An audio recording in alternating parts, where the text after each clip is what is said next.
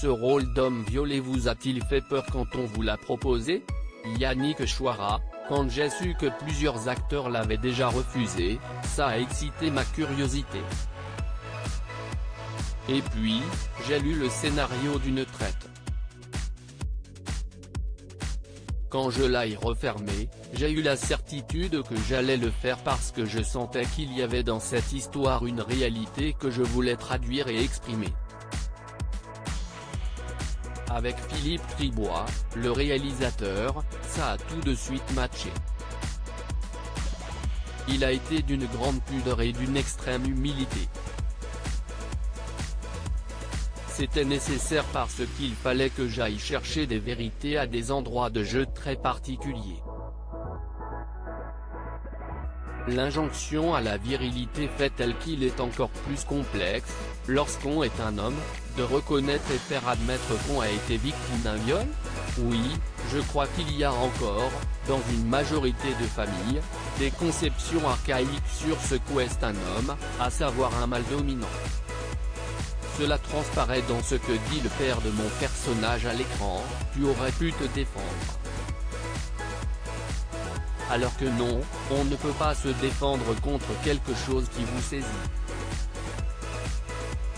Plus généralement, je crois que ce film décrit quelqu'un qui est pris en étau entre la génération qui l'a précédé et celle de son fils. Aujourd'hui, les jeunes ne craignent plus d'être eux-mêmes.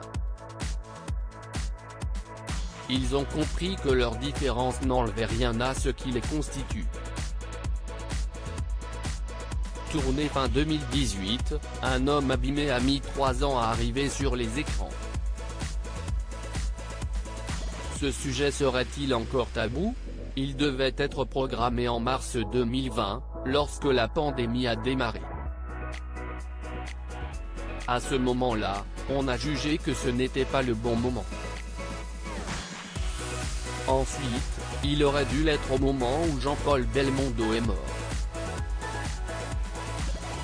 Je ne pense pas qu'il y ait une réticence de la chaîne parce qu'elle est très heureuse de cette fiction. Mais elle a en revanche veillé à la diffuser dans les meilleures conditions possibles.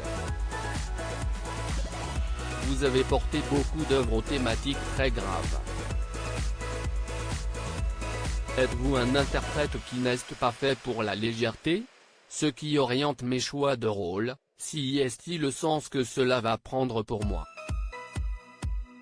Le fait de savoir si ça va me faire grandir ou réfléchir.